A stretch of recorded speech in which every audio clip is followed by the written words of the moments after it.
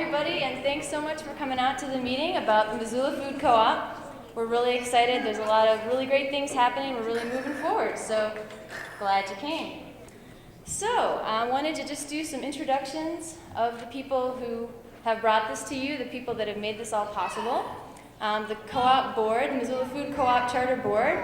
If y'all could maybe stand up and identify yourselves. Done a lot of work, doing great stuff. Also just, thank you, yay! We've also got volunteers that aren't on the board, but they're doing some great things. So like Jill or anybody else? Yay! And this co-op effort would not be where it is without the North Missoula Community Development Corporation, the NMCDC. They gave us office support, staff support, place to have meetings, so wonderful, wonderful organization. So I wanted to thank them. So we'll just do a quick agenda review and then we'll get into it. Okay, so we've done introductions. Then the welcome. Now we're on the agenda review. Next, we're going to have the local yokels performance. Then we'll have some exciting updates. We'll talk about volunteer opportunities. Then we're already on the second page. We'll talk about membership. We'll have some questions. And then we'll have some refreshments and mingling. At the end, if you see one of us with a name tag, come talk to us. If you have any questions about the co-op, or if you see us with a t-shirt, little apple on it, come talk to us. So, without further ado, I want to introduce the local yokels. We're performing a sneak preview of our Local Foods Roadshow. We're a project of ARROW, which is Alternative Energy Resources Organization. Yeah, just a minute. And we're part of their Buy Local initiative. And our little sneak peek today should last about 10 to 15 minutes, so enjoy the show.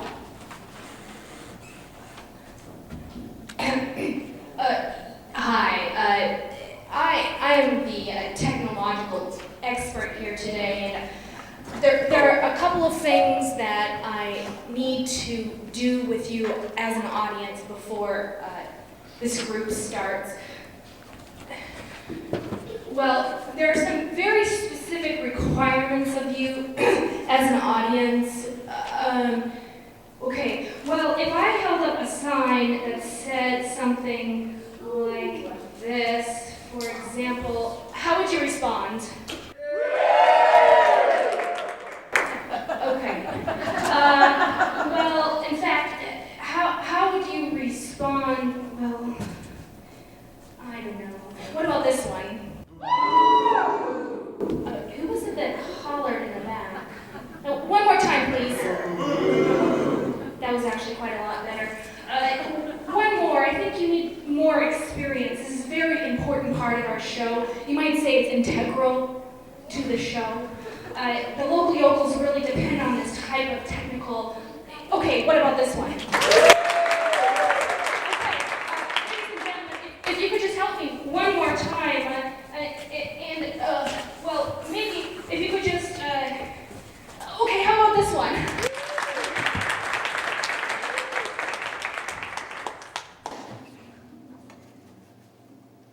Welcome to YOKL, Yokel Television's weekend rerun of Farm Wars, Episode 3.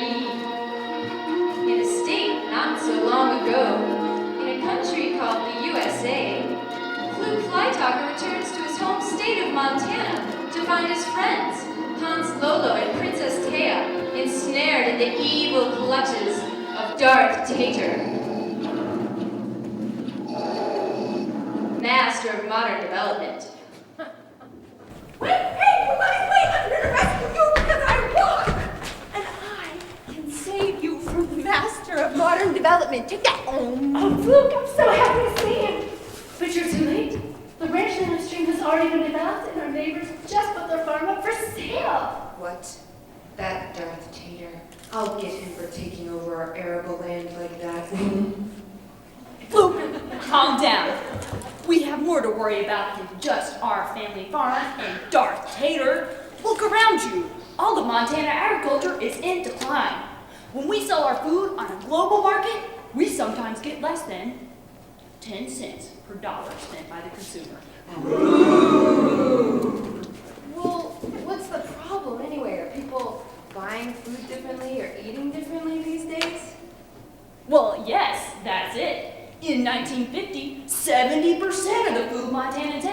came from Montana. Now, only 15 to 20% of the food Montanans eat comes from Montana.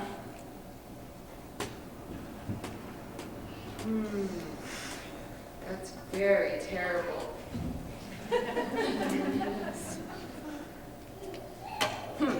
Well, we're just gonna have to think about this for a little bit. If we want to save local food, we've got to stop the dark side from spreading. We can do it.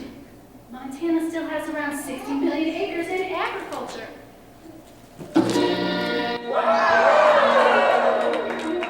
But wait, there is hope. When we sell locally to our neighbors at the Missoula Food Co-op, we get to keep a much larger portion of the profit right here in Montana. Plus, members of the food co-op can often get their food cheaper than they would find it elsewhere.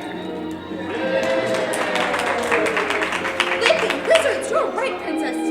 We can do it. Together, we can defeat Dark Tater and the dark side. We can get the people to become members of the Missoula Food Co-op. Hooray! Our hero! May the force be with us. I will start with you. You will buy local food. You will buy local food. You will buy me a birthday present. You will become a member of the More food Jedi co-op. mind tricks. We have organizing to do.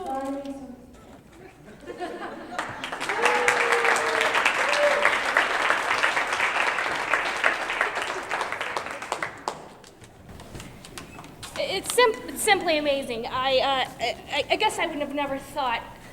I mean, we're losing 250 ranches every year. I had no idea as a technician. But really, what could I do to help? Actually, if everyone spent just $10 a week on local food in Montana, we could put $186 million back into the Montana economy. Vroom. And you can start right now by putting a down payment on your co-op membership. Wow. Oh, okay. Here's my down payment. Oh, I got thanks. one too. $50. Wow, I don't think I could do that, but maybe 25. Missoula Food Co-op. Right. Okay. Back to the show.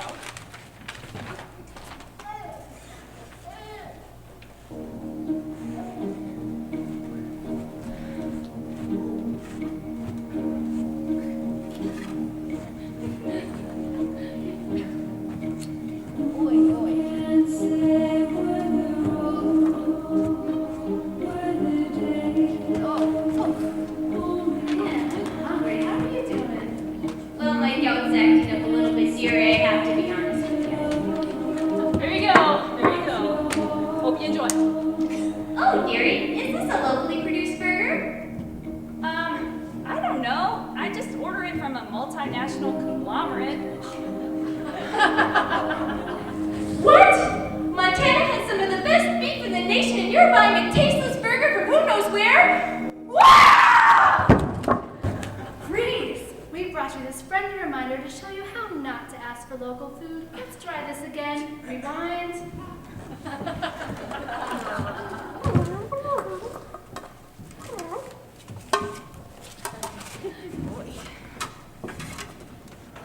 I'm hungry. How about you?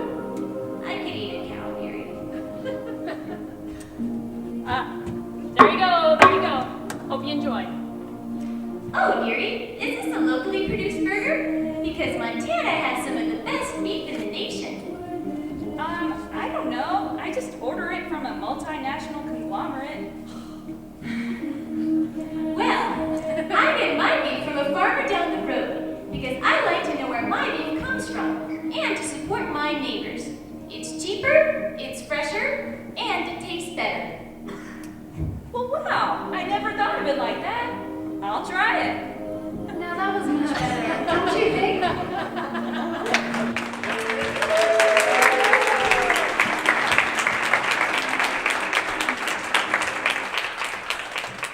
Thank you. Okay, now Molly's gonna give us some exciting updates.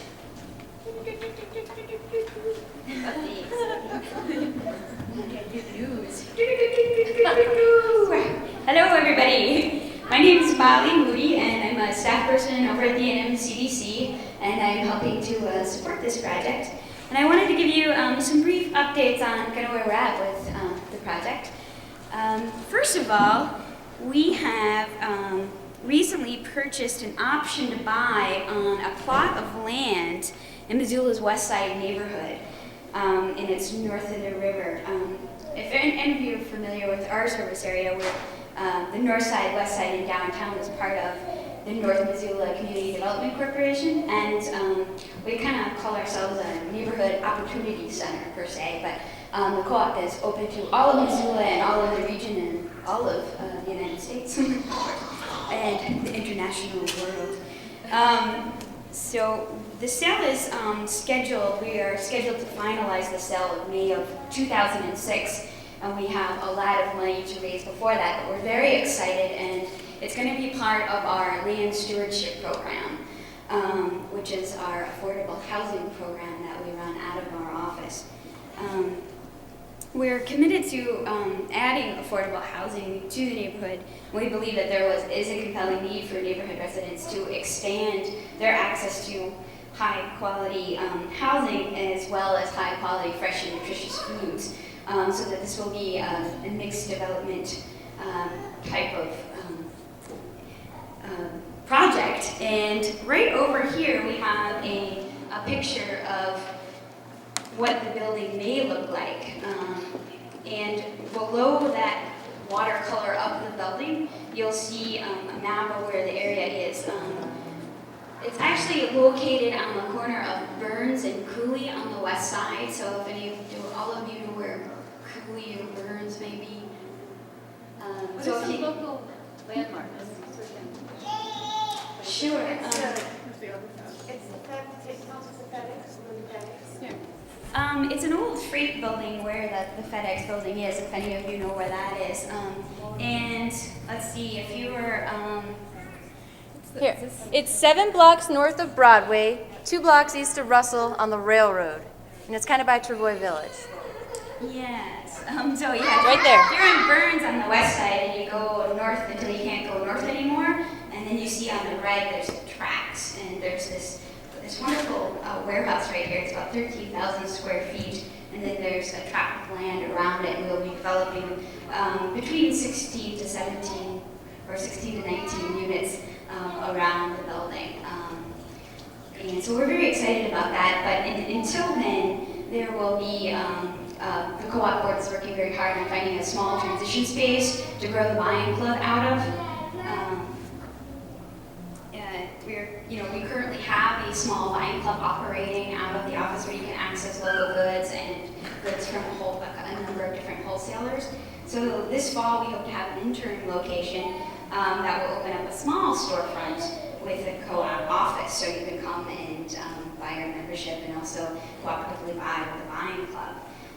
So we hope to have that open in the fall, and then by May of 2006 have our grand opening in the building of the Missoula Food Co-op. And it's 13,000 square feet. We hope to house also in the second year a deli kitchen in that area, with the hopes to have a kids cafe for children to have a place to come and have food off school hours and when they're not on holidays. We also hope to have a kitchen in the future so that we can preparing a deli menu and also do training individuals referred through Missoula's domestic violence initiative, the Crime Victim Advocate Program, and neighborhood residents. So we have many different components to this, and it's an exciting project. We have a large number of supporters. We have many partners in the project, and just to give you a very brief overview, we have local support, national support, and federal support for the project. And then as we launch our membership drive, that'll help us open our doors, because all of you will have a say in how the co-op is run. It will be a truly member-run cooperative. So we're very excited about that. We've got news that we will be receiving some USDA funding in collaboration with the Community Food and Agriculture Coalition that is city-sanctioned, associated with the University of Montana, its EVST program, the Social Works Department, the Missoula Food Bank, and our organization and the Office of Planning and Grants. So we're excited about that, and we'll be having, we'll have some subsidized memberships to give out through that grant. So we're also very excited about that to increase access to local foods and healthy foods for people in Missoula County. So we're super excited, and if you have any questions afterwards about any other updates or details, please let me know, and I'd be more than happy to answer them. So thank you very much, and I'll turn the show over to Mindy. Nope. No, excuse me. It's Meredith. It's me again. Gotta grab my clipboard over here. Yeah, thanks, Molly, for the update. So yeah, we have a building and we have $100,000 in grant money. So that's pretty exciting stuff. Yeah. So now that we've done all this great work to get things ready, now we're ready to invite y'all in to help get it going. So I'm going to talk about volunteer opportunities with the co-op. So, we have our committees list. So basically, there's a bunch of different volunteer jobs, and we just decided to organize things into committees as to what different things need to get done. So, like today's meeting was organized by the Outreach Committee, and I'm the chair of that committee. So things that we do are organize public meetings. We'll sit at tables at the farmer's market or at different events. We had a table at the Mud Project's party this weekend. We will be phone calling people. I don't know if some of you got called. Probably not a lot, because we need more people on the outreach committee.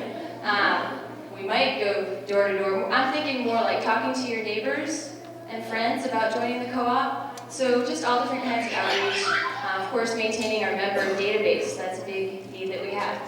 And then we have the Fund Development Committee, doing things like grant writing, going to banks for money, approaching major donors, events, fundraising events, that kind of thing. Product Committee is doing a lot of research about prices. So we went to different stores around Missoula to price check some different items to see what things are costing out there. Also, we need a lot of help contacting suppliers.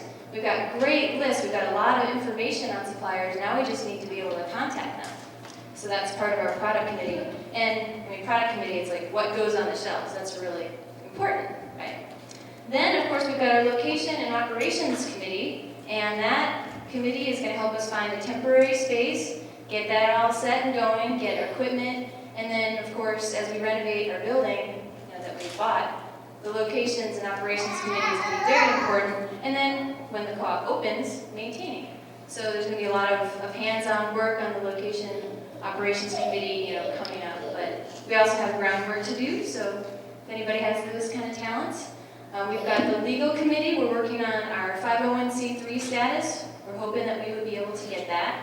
So that's just part of what our legal committee is doing.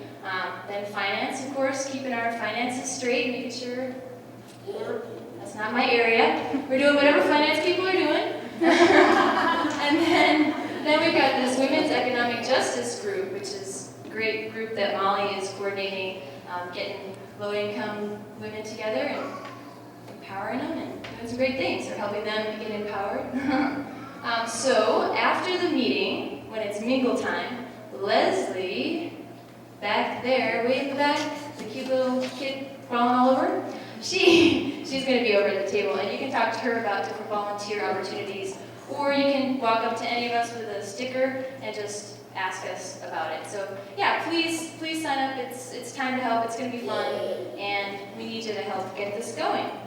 So without further ado, let's talk about membership. Deb's going to come and tell you about membership, and you can write your checks, or you can fill out your pledge forms and get that going.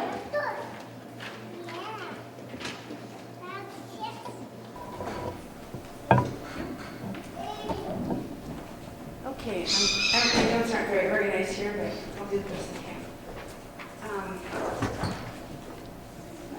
First of all, last week when we were talking about doing this meeting, we had approximately 80 members. And as of tonight, we had 105, not counting all the people that are here at the meeting that I know that are filling out pledge forms and brought memberships. So that total will be added to our Apple Meredith, do you have the apple? I have the apple. Okay. You know how the United Way does that little thermometer thing? Well, we're going to do the apple thing, okay? And we're going to, Meredith will lovely demonstrate here. So we have passed our 100 mark, and as you see, the top of the apple, the tip of the top is 600 members, and that's exactly how many members we need in order to sustain the co-op when we first open. And so when we open our doors, that's our goal, to have 600 members. And your membership is, we don't just need your membership, we need your energy, we need your enthusiasm, your skills, and your commitment to the co-op. And that's what's going to make our co-op very successful. Some of the membership structure things I want to go over is, let's see. Well, for one thing, if you're joining before the doors open, you're getting a lifetime membership for $100, which is a heck of a deal for all the great food that you're going to get and all the great fun and stuff you're going to have working in the co-op as well. And then also, the reason we're asking for people's memberships to start now, of course, is we would like to open the doors, hopefully, as soon, maybe a mini co-op is our goal, to be open this fall, and then a full-fledged co-op by next spring, summer. We need to have sufficient capital in order to raise, to get the building acquisition going, get the supplies and all the equipment and things that we need. And so that's why we're asking for your membership payments now, starting tonight, starting August, whenever you can start. And we want you to know too that we are very, very, very flexible people, because we don't want anyone to be excluded. So if you want, if your income is such that you live at 30% or less of median income for Missoula, which for a two-person household would be $12,850 to be exact, or if you're on a very fixed income, then that's not going to change. Your membership will be $15 total, and that's where it will stay. Every year, if your circumstances change and your income goes up or your job hours increase or something changes so that your household income goes up to a higher number, we would hope that you would pay it forward, so to speak, and that you would give your membership to another family who might need the $15 membership and start making payments according to what you can pay and pay it forward. It's a nice way to get back to the co-op because they gave it to you at the beginning too. So that's another part of the membership. Let's see, what else do we need to tell you? I'm not sure. Sorry. Oh, thank you. My prompter here, thank you. Part of the co-op membership is the reason we're going to be able to keep our prices affordable and keep just a minimal staff, have a paid minimal staff, is because you, as a volunteer of the co-op, as a member of the co-op, will be volunteering approximately 3 to 4 hours a month of your time in the co-op. And there's several volunteer opportunities, obviously, that Meredith just went over each one. And some of it may not even be in the co-op. Maybe you're someone like Sheila today went out and worked on a farm and pulled weeds, and this poor farmer has got so much work to do, and she was the only volunteer that showed up today. So, I mean, there's work everywhere. I mean, if you want to work on a newsletter, if you have computer skills and you want to work in that or media, whatever, there's going to be a job for everyone. There'll be delivery for people who are homebound. There's going to be whatever opportunity and whatever ideas you guys have. Usually there's an abundance of ideas out there, but usually not enough people to fulfill those ideas. So we really look forward to having you on board as members that are looking forward to working in the community, building community, working together side by side. And what's really cool about our co-op is when you go to select your next board of directors, you're going to know who your board of directors are because you've been working with them side by side in the co-op. So it's an incredible opportunity to really feel a part of this community, and the investment that you make is going to be very rewarding to yourself and to others as well. So at this time, I'm going to ask people to come forward who haven't committed, well, who've pledged but are wanting to commit to joining the membership tonight. And again, you can set up payment plans however you want, $10, $20, $30, whatever works for your budget. Because once you come in at this, you're a founding member and you are committed to the $100. You don't have to pay the $125, which people who join at a later date will be asked to pay the $125. So I know there's a few people out here that I was going to sign up, but they said they were coming to the meeting tonight, so I said, well, they can come forward and pay their memberships. And I got 10 memberships in the last 3 days. On the way here, I stopped at Bernice's to get some goodies for the meeting, and I signed up a member there, a person there, and she said, I have 6 friends that want to join this co-op. I said, right on. That's how we grow our membership. You tell a friend, they tell a friend, you sign up, we grow, we grow, we grow. We'll have our 600 in no time at all. And we're going to be one rockin' co-op. Thank you.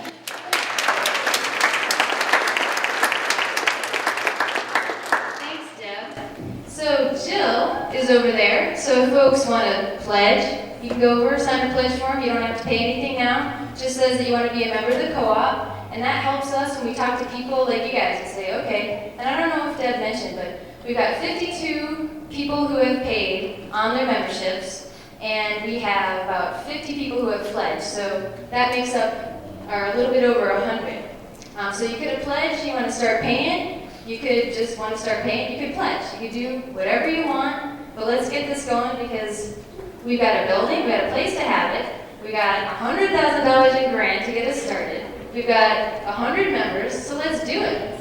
Okay? So now I'm going to open it up for questions. If anybody has questions, so I'll take a question, and then if there's someone on the board that has expertise, then I'll direct that question to them. So, questions? Yeah?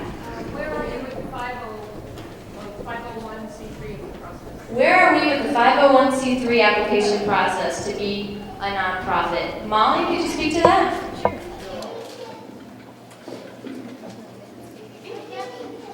We are in the process of filling out, who asked the questions? Okay. We're in the process of filling out the application. We have a local attorney we're working with, and we will be applying as a supported organization for the NMCDC, which would help give us some leverage. So we're hoping that we can have that submitted by September, and then we would know in about 9 months or around that time. So that's kind of where we're at right now, beginning of the process. Almost the time that you plan to open it. Right, we hope we can have that status before that, so that people who wanted to donate could give them that tax exemption and be able to claim that on your taxes. So, in your co-op membership. Thank you. But people, if I'm correct me if I'm wrong, Molly, but people could, if they wanted to make a donation to the NMCDC for the building, they could do that, and that's tax deductible. So if you know anybody, or if you have some extra cash and want to help us renovate and buy this great building, we can do that. Other questions? I know we didn't explain it all. Yeah? Well, I heard you mention the reduced income possibility, but I didn't hear it say sliding scale or anything like that. So is it you're either down there or you're up there? Okay, so there's no sliding scale. You're either at this low income membership or you're not. Who knows a lot about the low income membership thing? One thing I'll say first before, I don't know about all the qualifying, but you can pay it out on a payment plan. You can put $10 down and you can just pay it out. The co-op needs money, so we need as many people as possible to join at the full $100, thank you, or $125 membership. So, if maybe you don't make a lot of money, like I don't, but you can make payments of whatever we decide, you and I, whoever decides, then we would like to encourage people to, if possible, buy that full membership. But if you really need it, then we've got the low income membership. So Molly, do you want to add to that at all, or? No, just that if you're on any type of assistance, it's $15. And we just if you're on any type of assistance, it's $15. And then your payment plans will work out any payment plan with anybody. And then we'll also be developing criteria for free memberships that we'll be able to give out. So sign up for items. So if you have any individual questions about that, you can. Molly seems to know quite a bit about that, so you might want to talk to her. Yeah. Is it going to be open on the weekends? It's going to be open on the weekends. I would imagine so. I mean, as members, we all get to decide, but I would think that we would. Oh, yeah. The more members we have, the more hours we can be open. Right. The running of the law depends on all of us. And so at first, we may have limited hours, and as we grow, we hope to be open 7 days a week. Right, so what Mindy was, sorry, I should actually have brought you the microphone. What Mindy was saying is it depends on how many members and folks we have to staff the co-op. If we've got enough people to staff the co-op 7 days a week, we'll be open 7 days a week. So it's really basically up to us and our energy and enthusiasm to make it happen. Other questions? Yeah. Oh, I'm sorry?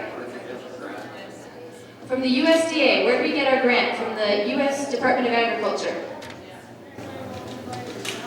We also got a grant from the Northwest Area Foundation. Right, we have a number of different. The North Missoula Community Development Corporation, the NMCDC, we got a $100,000 grant from the Great Strides Foundation. I say we because I'm on their board too. And I think it's $25,000 of that money is going to go to the building for the co-op.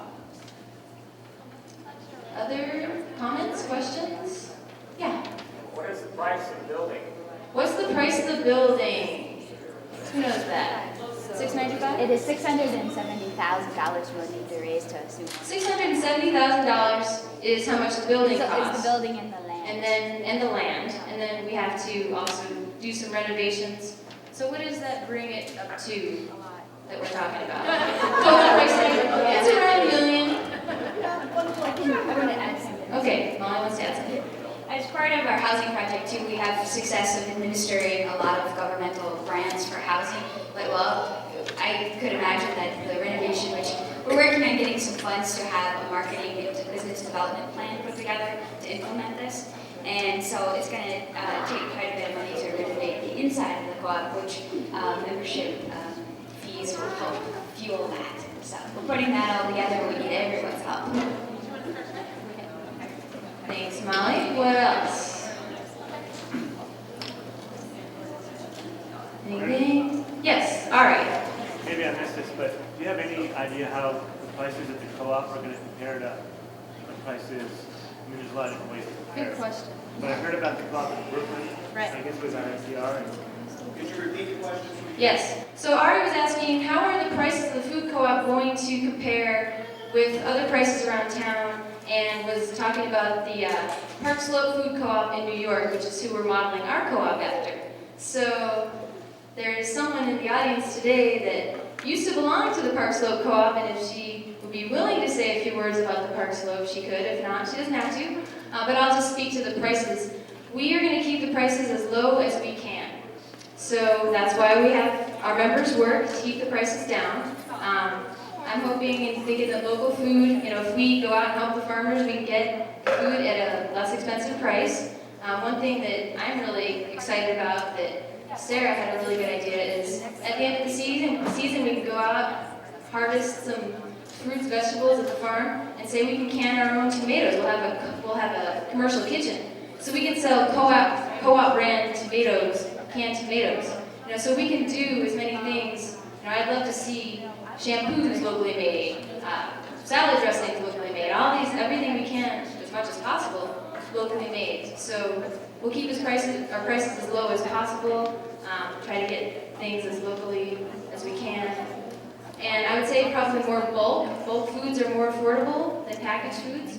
So I would say we probably would have more of an emphasis on bulk. But one thing is we're working at a consistent markup though. Like your average store has like varying markups according to the different departments. Like the Park Slope model has a universal markup. I think their markup is anywhere like 25%. We don't know whether we'll be able to afford that markup initially. But your average grocery store is anywhere from 30 to 100% in lots of different areas. And so it's more people, the more of us that are able to work to keep that possibility of the markup down, the better we'll succeed. But I mean, that's our goal. And that's what we're trying to build our business model out of, and our marketing strategy, and hopefully we'll be able to meet it. We might have to start a little bit higher in order to cover our costs, but eventually, hopefully, work to be able to bring it down. Thanks, Sarah. That's great. Person that used to belong to the Park Slope Co-op, eh? Want to say a few things? No? I worked there for 4 or 5 years. Okay. It's a great, amazing organization. With all the kinks. I don't know if I want to speak on that. How about, if anyone wants to talk to Connie about the Park Slope Food Co-op, you can go up to her after the meeting, because she used to shop there. There's a woman that came to one of our co-op board meetings a while back, that she used to belong to the Park Slope Co-op, and she said she was an artist and she was eating, great, I don't know, like a queen or whatever. She could afford vitamins. The markup was the same across the board. It wasn't higher for certain items. So, I mean, they have been around for 30 years, so I'm not saying we can be exactly like them right away, but that's who we're modeling ourselves after. And, the more energy enthusiasm we have, the cheaper we're going to be able to keep our prices. So, all right, yes, follow up. Yeah, it kind of is different question, but are only members going to be allowed to shop there? Are only members going to be allowed to shop there? Yes. Because we didn't want to create a class system of some people got to pay their way out of a membership and some people didn't. We wanted everybody to be on the same plane. We all have a voice in the decision making, but we have many options. Say you're in a household or you have friends. One of you has more time than money, or not money. One has more time than the other. You can work out something where you can work their hours and they can work your hours. Or say you're a firefighter, you're off fighting fires all summer, you could do your hours in the winter. Or you can get them all done in a few days if you do it during harvest season. So there's many, many ways to work your hours. You don't have to work your 3-4 hours every month. You can do it in different types of chunks. But yes, all folks who shop will be members. Question. I have teenage children, and I've always enjoyed getting involved in the community. Has the board achieved clarity so far about under 18 volunteer opportunities and child labor issues, et cetera, et cetera? Okay, so the question was, she has some teenage kids and would love to get them involved in something like this. Have we worked out the labor laws and such to see if we're going to be able to do that? No? Labor per se is volunteering. Yeah, at Park Slope Co-op, everybody is everywhere. There's little kids cutting cheese. There's little kids weighing out oats for the bagged oats. It's because we're not employing children. They're just participating in an organization that they're part of. So basically, we haven't figured it out, but we haven't ruled it out. But if you have teenagers in the house, they don't have to buy their own membership. It's when you're 18, then you're an adult, you're an individual, you buy a membership. Deb. I was asked the other day by some members, and one of my coworkers, and her husband that just joined. And Chad, I would like to ask you to. Nicole told me that you're part of a brew making club. Is that correct? Is that what beer making club? Okay. And one of the questions Nicole asked, which I thought was a really valid question, was, will the co-op be able to order those kind of supplies? And I said, absolutely. As a co-op, you get to choose what is going on the shelf. And so if Chad wants all of his brew making buddies to join the food co-op, you guys can get a discount on your supplies. So just to let you know, you decide what the product is that we stock as a co-op member. That's another choice that not grocery stores don't give you. Great point. Thanks, Deb. What else? Yeah. So if you said that you have to be a member, so no out of town, unless they're a member of another co-op possibly, or? Okay, so the question is, what if you're out of town? I would think we would have something like day passes for folks that are out of town, coming from out of town. And yeah, reciprocal agreement if you belong to another co-op. But those are some details that we can work out. But yeah, I would say if someone wants to check out the co-op, if they live in town, they can get a day pass, and I think we've talked about it.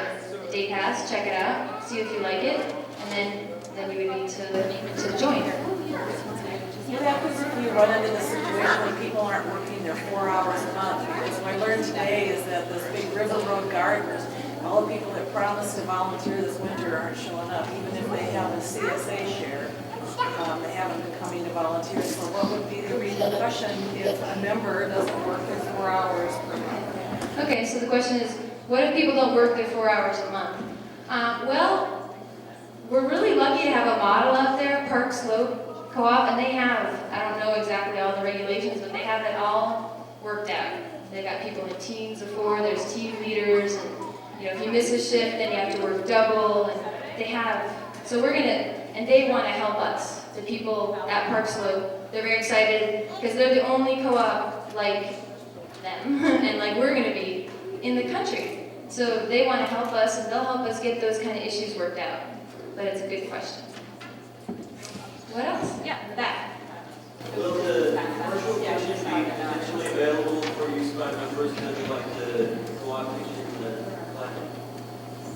Okay, so will the commercial kitchen be available to folks like the Mission Mountain Market for folks to make value-added products? Yeah. Yeah. I mean, yeah. Molly. I just want to add. Molly wants to add. Yeah, because I'd like to see everybody here, if they wanted to, make and sell things on the shelves of the co-op. Why not? We all be entrepreneurs.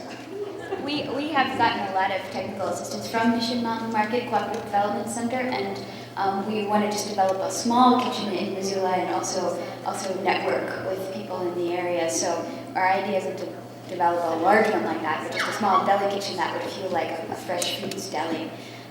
But also have that to be accessible to members off hours to make their own value-added goods. Say you have a special grandma's rosemary olive oil or spaghetti sauce or chocolate chip cookie recipe. So we want to make that accessible to members to make their own goods. Right, so it's not going to be the same scale as the Mission Mountain Market, but a smaller scale. What else? Yeah. I'd just like a little clarification. I'm confused. What's special about what is it called? Park Slope. What's special about the Park Slope Co-op? Because I've been a member of a lot of different co-ops in my long life, and they all sound very similar to this. Mm-hmm. Well, I know one thing that's unique is everybody works. I think that's one thing that a lot of co-ops are going away from these days is working membership. What else? I mean, just the whole structure, the way they're set up, they've been successful for 30 years. They're able to keep their prices really low. I mean, I think it's about a 25% markup on all the items. That's pretty unique. It's members only. Right, members only. That's unique. Yeah, Sarah. One thing that's happening is it's becoming harder and harder to function as a regular co-op, and like nationally, more and more co-ops are going towards like standard national food store pricings because it's just becoming hard to function economically. One thing the Park Slope Co-op, because its mission was to stay affordable from the get-go. That was what their binding principle was. They've been able to not go. Their pricing has stayed true to form, and their pricing policy stayed true to form the whole time. Does that make sense? And through the fact they're staffing their own store. Because, like for instance,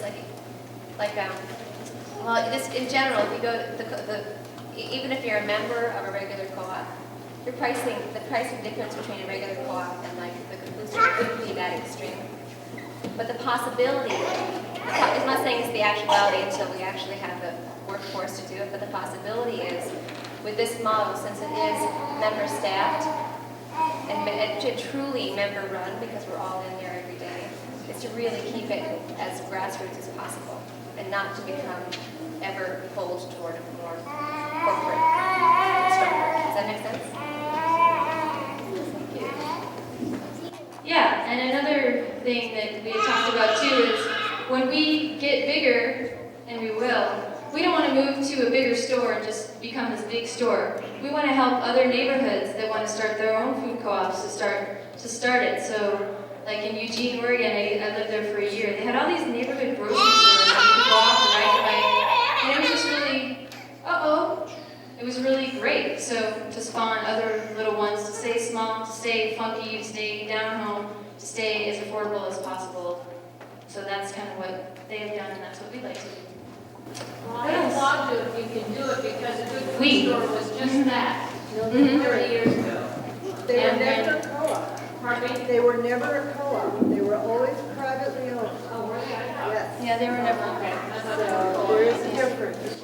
I think Missoula is an incredible community, and I think we've got a lot of great people who together can make something really incredible happen. I mean, the group of, I don't know, 15, 20 people already, we've moved so far forward. And with everybody else, all the members we have, the pledge members, people that are joining today, we're just going to get stronger. We're just going to find, everybody's got talents. Everybody knows how to do something. And putting those all together, we're going to make something great. I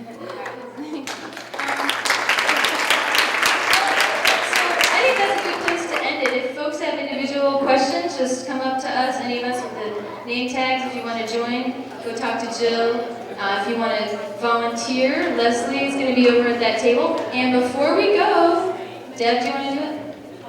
Or I'll do it. Okay, so I've been asked to announce a showing of the future of food, which is about genetically modified organisms and the dangers that they pose to us and to our food system. That's showing tonight at 9 p.m. at the Jeanette Reinke Center down on Higgins. I'm sure you all know where it is. So after this, 9 o'clock, you feel fired up, go see the movie. Thanks, free. And there's going to be some more refreshments out there. All right, mingle. Thank you.